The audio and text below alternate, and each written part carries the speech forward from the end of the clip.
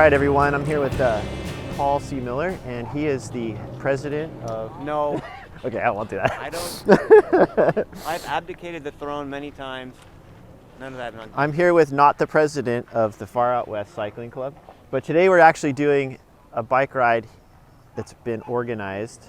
Is that okay to say? No. No, not even okay. organized. Good morning, everyone. Suggested. Okay, Yeah. so today's ride is a group ride, and it's a group ride put on by the Far Out West Cycling Club. Paul, can you tell us a little bit about the Far Out West Cycling Club? Is there a website? Where can people check out this? It's just on Facebook. If you look at it on Facebook so far, That's where it's at. Okay. Yeah. Now, is this like a monthly type of thing? It's basically anybody who's doing a ride. You just post there, and anybody who wants to join me at this time, just be there by 9 o'clock or 8 o'clock or whatever it is to start. Okay. Now and then just basically just write the route on the message, and that's it. Okay. And is there going to be a website for this? I don't think so. No, you're not going to go that far with it? No, I think just a simple. It's more just like a bulletin board. Like, this is going to be a ride that, Jamie's going to do, or, and then if anybody wants to come along, okay, do that. So it's kind of a way for people to organize group rides. And will they share their routes so that other people can see their route and then Sure, be able to do yeah, it? Or yeah, okay, yeah, cool. yeah. Because some of these routes are pretty awesome. They are. And are people invited to this? Absolutely, yeah. Okay, cool. Anybody, yeah. But right. it's unofficial. I'm going to keep it that way, and I'm open to suggestions, and I'm not like some supreme leader. It's like open source. Yeah. Open yeah, source. Okay, yeah. cool. All right. Right on. Let's do it. See, what I wanted to ask you was, are you putting some sort of like secret society of rim brake? Because like every bike here has rim brakes. Yeah. I mean, there is one disc brake bike. All right, guys, let's do it. So this bridge was actually slated to get taken down. And because it's an old bridge, and the elevation is pretty low in comparison to the flood elevation here. And the under structure, the pylons are being undermined by just erosion and the flow of the water. So they were going to just take it down, but they priced it out and it was too expensive. So they're going to repair it now, which was great because it's a historic bridge and we love it. This is what makes Monterey iconic.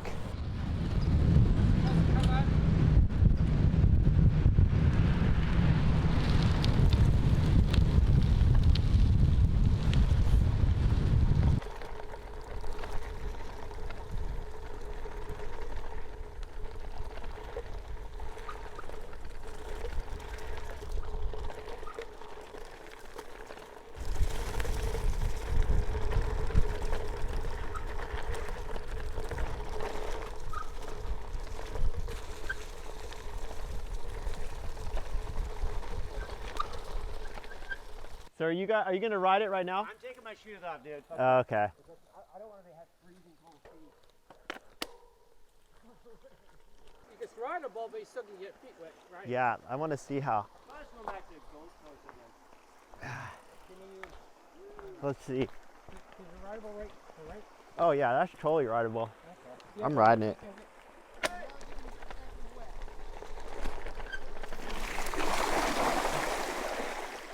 Okay. And then zip straight across. Goes that, Yeah, goes just down. don't hit Preston. Do not get me wet. Oh, you're in hell. Yeah, we'll dry out. Tomorrow.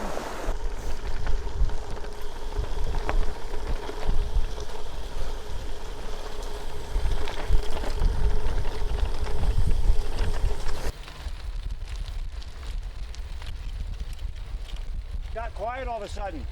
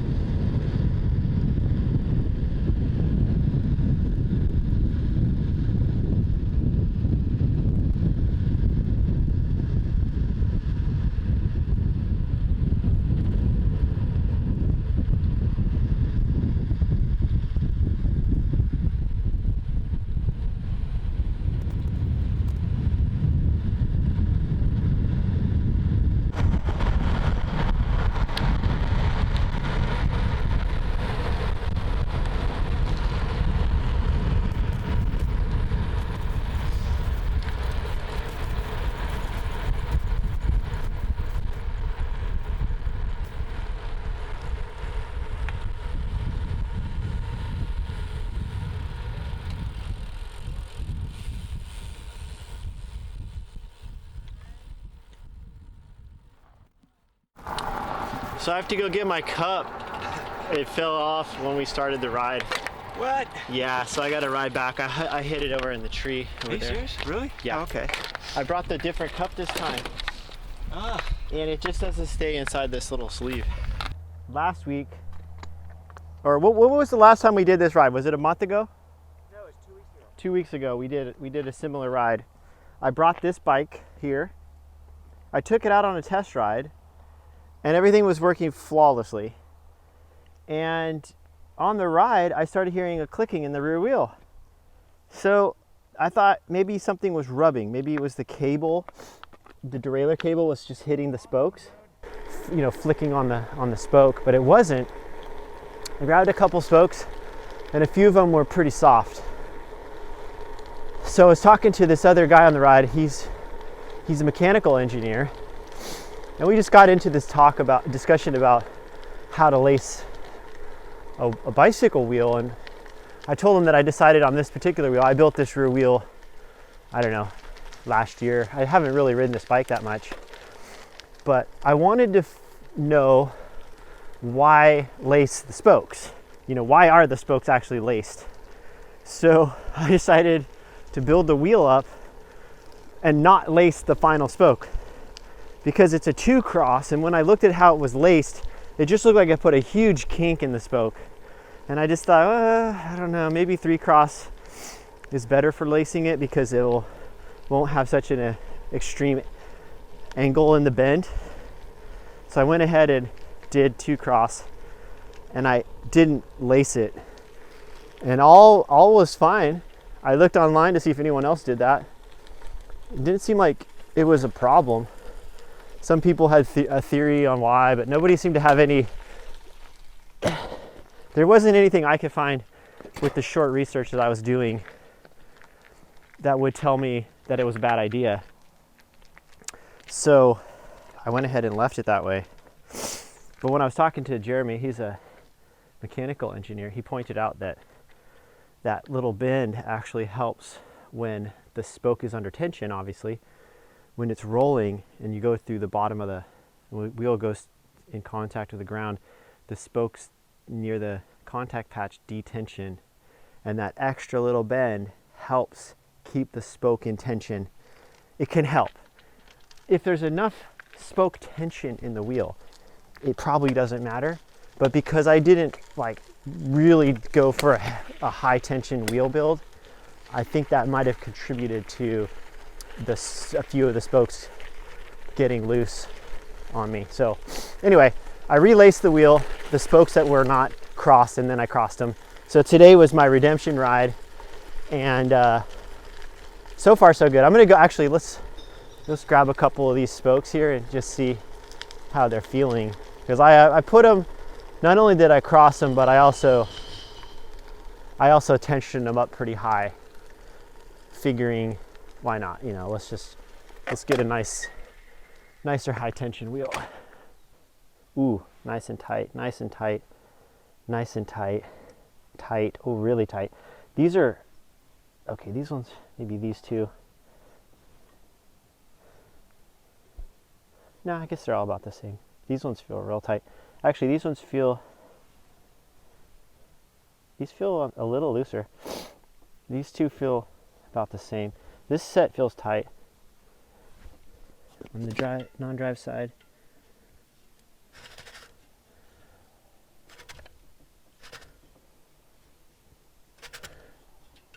Yeah, these ones are, this set's a little loose. Anyway, I don't know whether it actually works or not, but that was what they mentioned, and I thought I would share that in case anyone is building a set of wheels and you want to know why to lace them.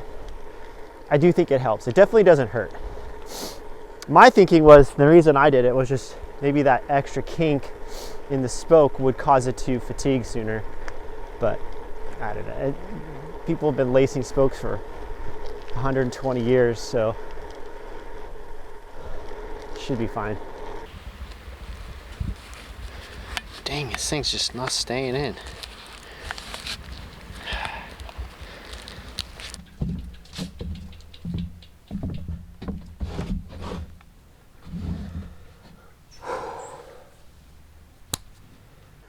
right, so the official numbers for today's ride, 51 miles and 5,400 feet of climbing. I thought it was going to be between 55 and 6,000 feet, but 5,400 feet.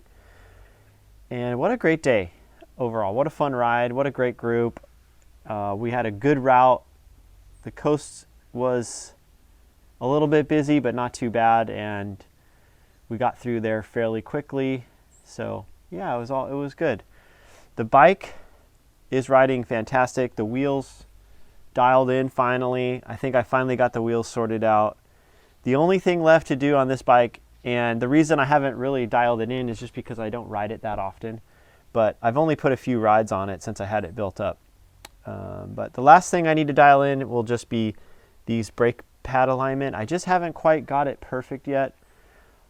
Still getting a little bit of brake squeal, which I don't like, so I'm gonna have to work that out. But otherwise, what a fantastic bike. I love the tube selection on here, this oversized down tube, standard top tube.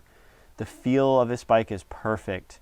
The fork, I just love it. It feels like an incredibly capable road bike, but it also has these big wide tires on it. These are 44 millimeter wide Renaer's Compass tires, 700C. Fantastic bike. This thing feels like a road racing bike, or an endurance bike, I guess, if you want to think of it that way. Just very light, fast, corners really well, handles really, really well. It's just stable and smooth on the downhills, but it just feels, it feels really light climbing on it. The lower bottom bracket area is stiff with this oversized down tube, but the top feels just the right amount of flex. It doesn't shimmy. It's just perfect, I have to say. This was a great, great tube set for me. So anyway, I look forward to putting more miles on it. And yeah, I just really like it. So anyway, that's all for now. Thanks for watching, and I hope I'll see all of you guys in the next video. Have a nice evening.